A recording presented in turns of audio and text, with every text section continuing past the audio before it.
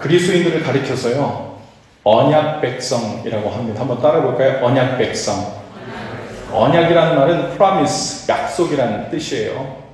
하나님께서 하나님의 백성과 관계를 맺고 계신데, 그 관계는 무엇을 통해 맺고 계시냐면 바로 언약, 약속, promise를 통해서 그렇게 맺고 계시죠.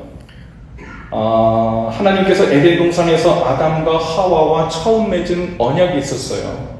그렇죠?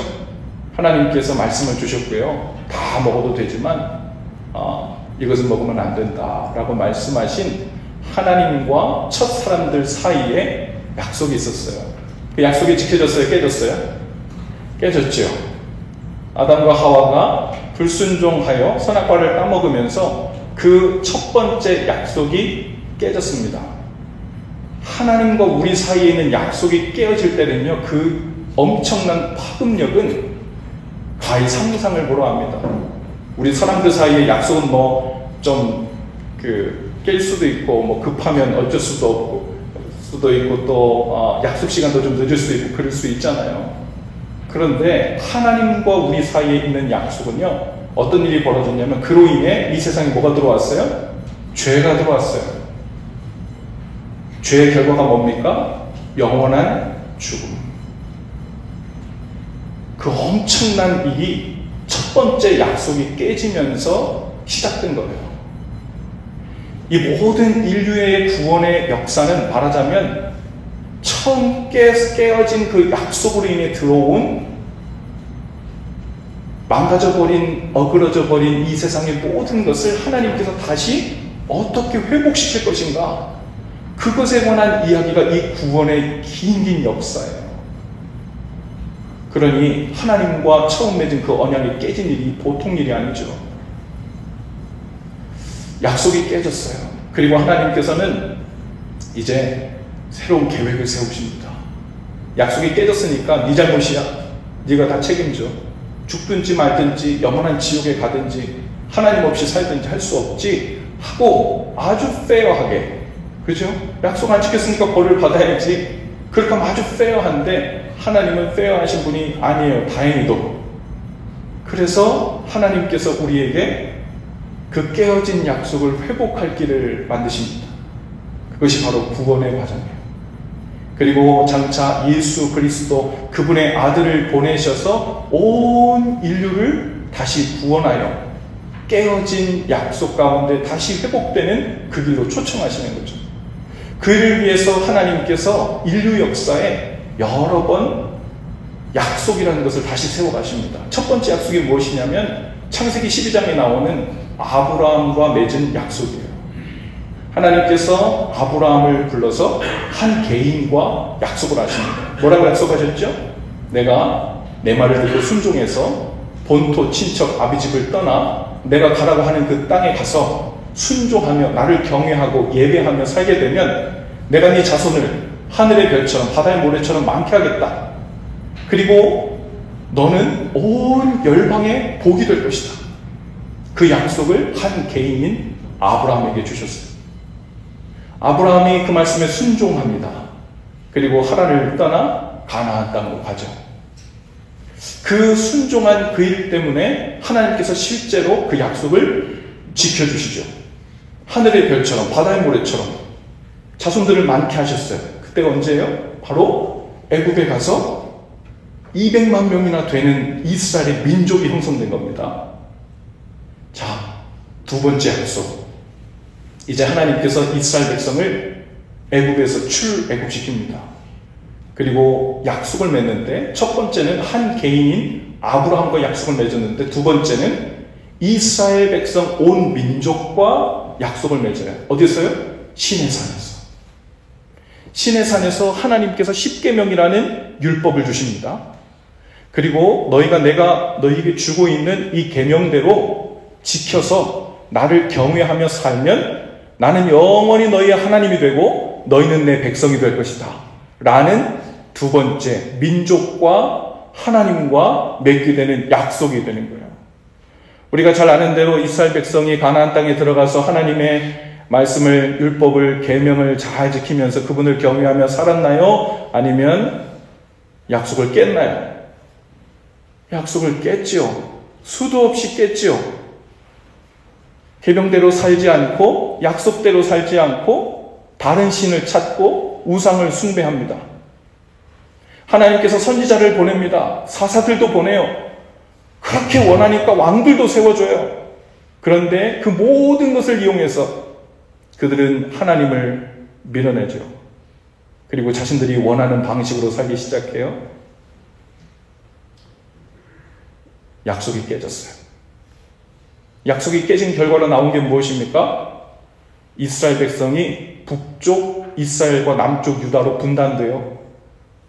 그리고 그 약속이 깨어진 결과로 엄청난 죄의 일, 포악의 일, 아픔과 고통이 온 민족 가운데 일어납니다. 그 마지막이 뭐예요? 북쪽 이스라엘과 남쪽 유다가 아시리아와 바벨론의 다른 민족에게 침공을 당하고 다 포로로 끌려갑니다.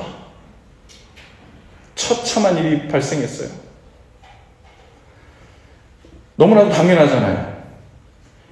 약속대로 살면 내가 복을 준다 그랬잖아. 네가 내 계명을 지켜 나를 경외하며 살면 내가 너의 하나님이 되고 너희는 내 백성이 되어서 이 가나안 땅, 젖과 꿀이 흐르는 땅에서 내 약속대로 풍성한 삶을 살게 해준다 그랬잖아. 약속을 안 지켰으니까 당연히 기회를 또 주고 또 줬는데도 지키지 않으니까 결국 그러한 일들이 발생했잖아요. 우리 같으면 참을 만큼 참았다고, 기회를 줄 만큼 줬다고 했을 텐데 하나님께서는 포기치 않으시고, 우리는 약속을 안 지켰지만 하나님께서는 그분의 약속을 계속 이루어 가십니다.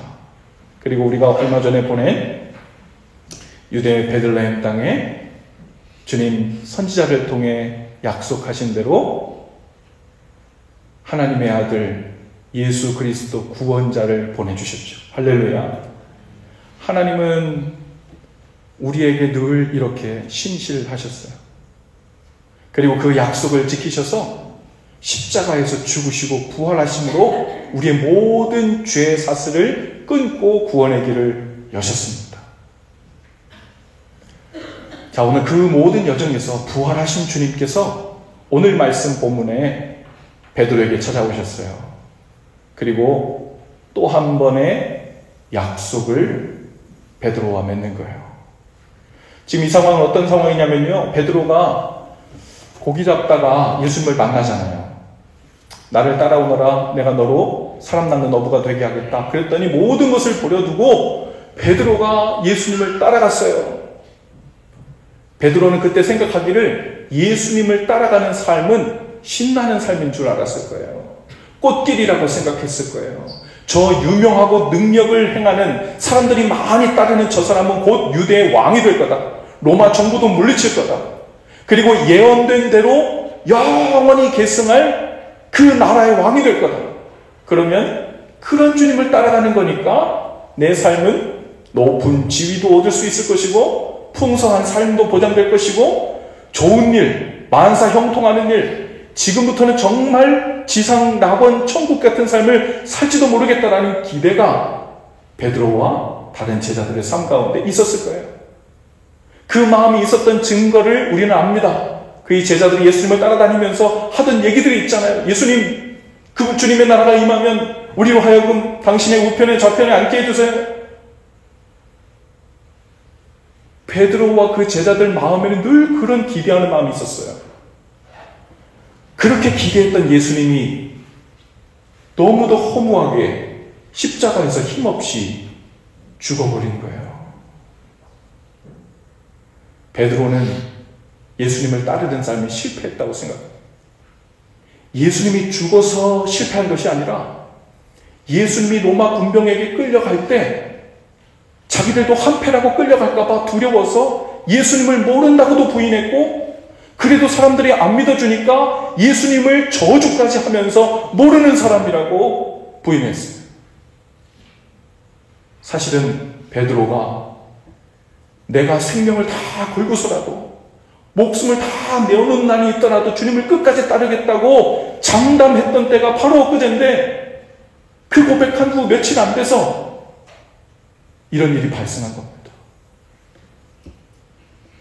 베드로는 스스로도 실망스럽고 예수님도 죽어버렸으니까 모든 것이 다 끝났다 생각해서 자포자기하고 고향으로 내려가 갈릴리 바다에서 다시 고기를 잡고 있는 거예요. 그런데 거기에 누가 찾아왔어요? 부활하신 주님께서.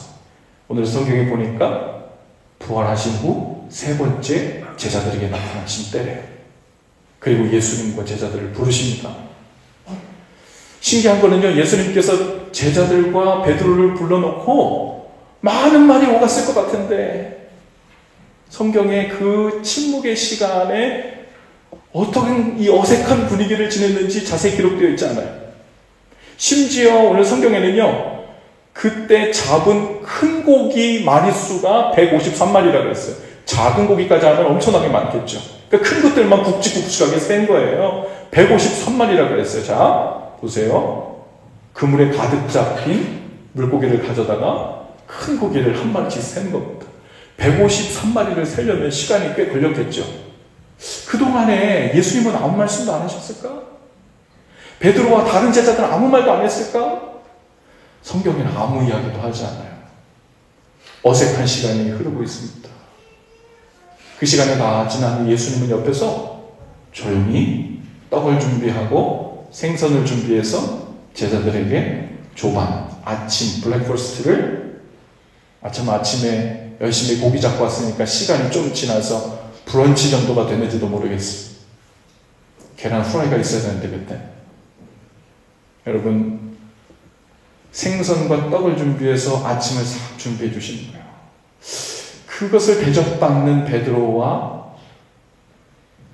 제자들의 심정이 어땠을까? 자신들이 좀 전에 배반하고 모른다고 저주했던 그분이 오셔서 아무 말씀도 안 하시고 먹이시는 거예요.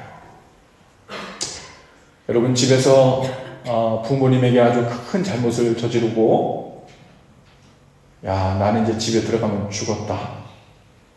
혹은 오늘 자고 일어나면 내일 아침 죽었다 싶었는데 아침에 엄마가 아무 말도 없이 면을 끓이고 음식을 해서 와서 밥 먹어라. 이런 분위기 있지 않을까요? 그 잘못한 것에 대한 이야기는 전혀 하지 않으시고 와서 밥 먹어라.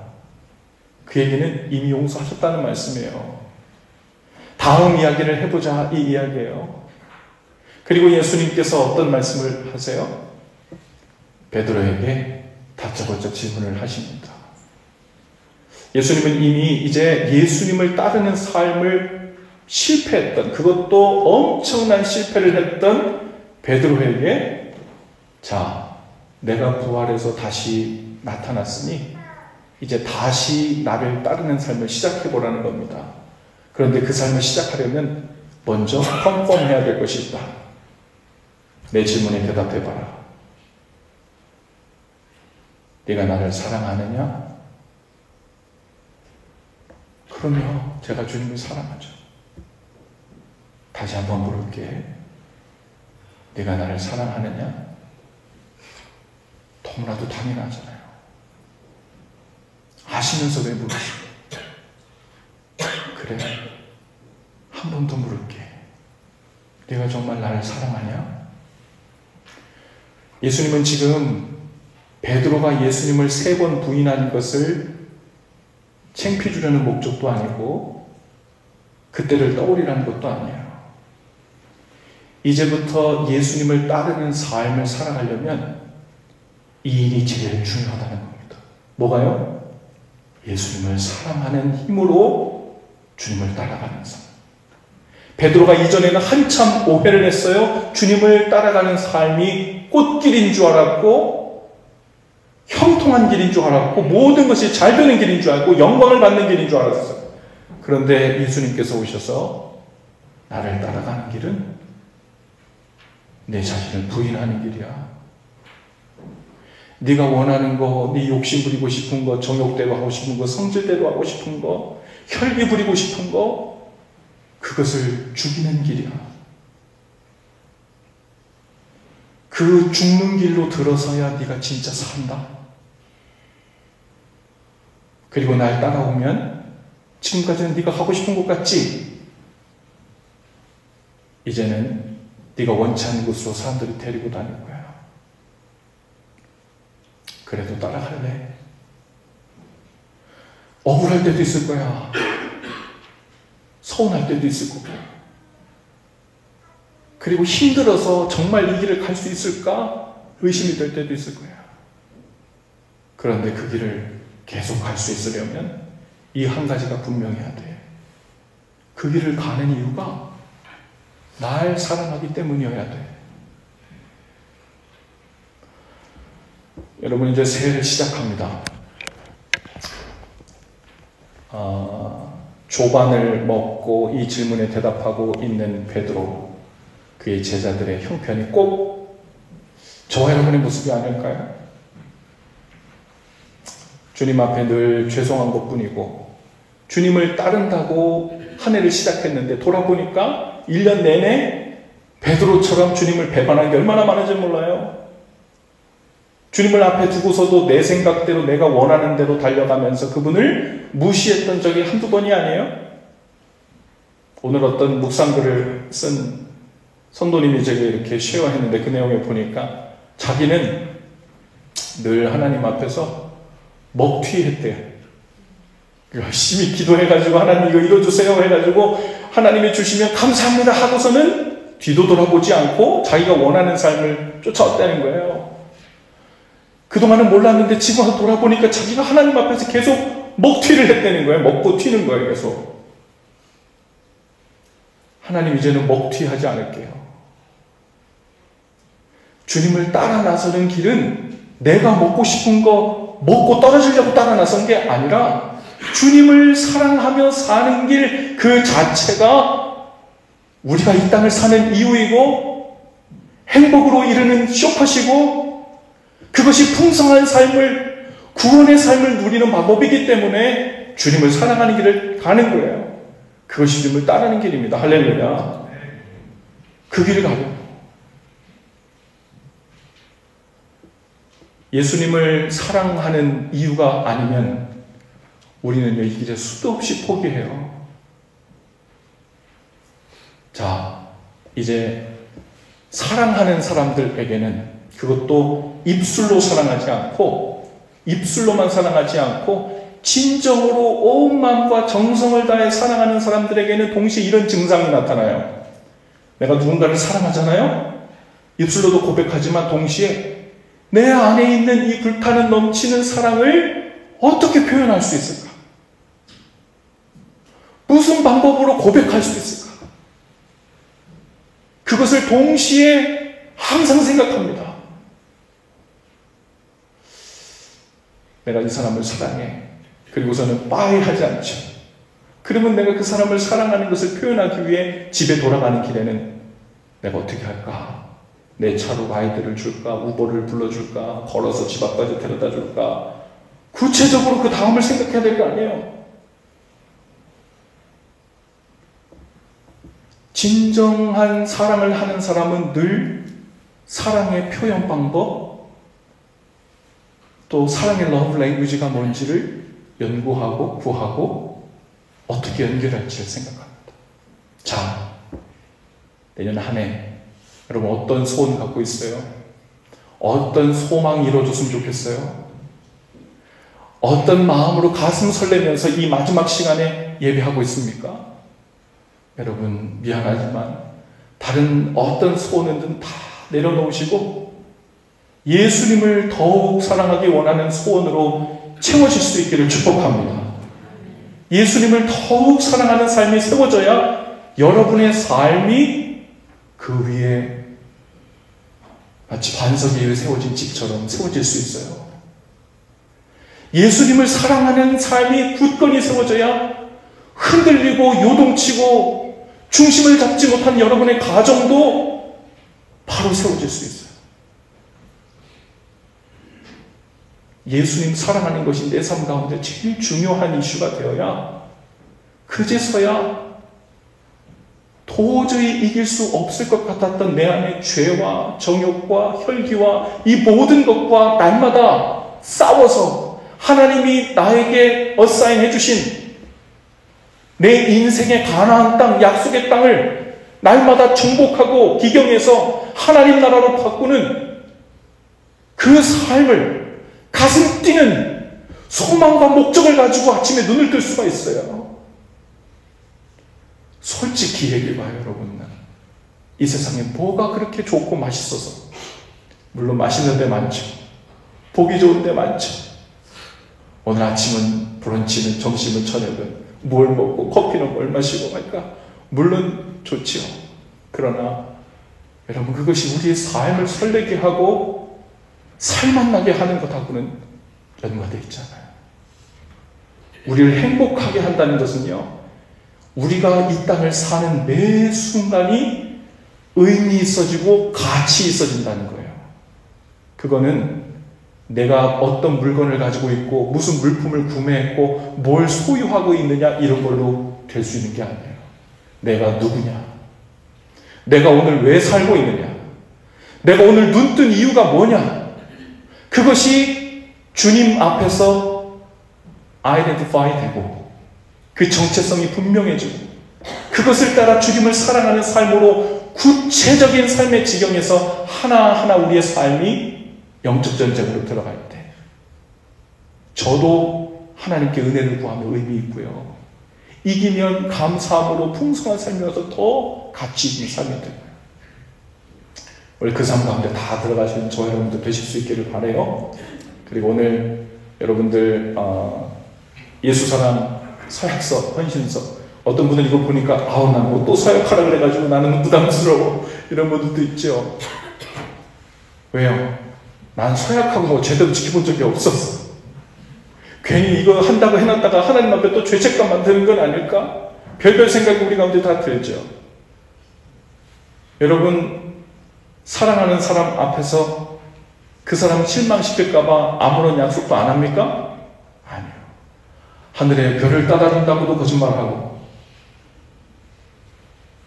네가 세상에서 제일 좋아, 내가 그냥 손에 물 안 묻히고 내가 원하는 거 다 해줄게라고도 거짓말하고 못 지킬 줄 알면서 다 하잖아요. 왜요? 사랑하니까.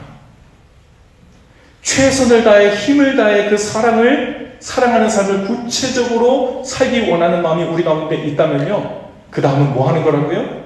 그 사랑을 어떻게 표현하고 어떻게 실천해 나갈까를 생각해 보는 거예요. 그래서 여러분, 여기에 서약서에 쓰는 것들은요, 집에서 생각하고 써오신 분들도 있을 텐데 오늘 말씀을 듣고 하나님께서 나에게 주시는 마음을 가지고 예수 사랑을 어떻게 표현할까?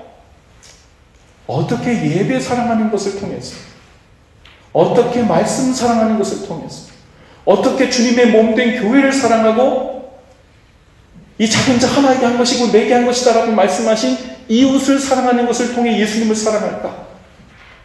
여러분이 있는 자리에서, 여러분이 가지고 있는 시간과 재능과 물질과 또 공간과 그 모든 것이 있는 그 자리에서 내가 주님 사랑을 어떻게 더 고백할 수 있을까를 생각해보고 주님 앞에 말씀드리는 거예요. 그리고 단순히 이것을 율법적으로 지키는 것이 아니라 주님 사랑을 어디서부터 시작해야 할지 구체화시키기 위해서 시작하는 거예요. 오늘 그 일을 주님 앞에서 함께 시작하는 시간이 됐으면 좋겠습니다.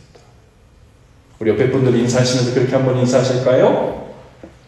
예수 사랑하는 것만이 길입니다. 한번 인사하십시다. 예수 사랑하는 것만이 길입니다. 다시 한번 인사하실 때 다시 주님을 따라갑시다. 네, 그래요. 내년 한 해는 주님을 힘써 따라가는 저와 여러분들 되실 수 있기를 바라요.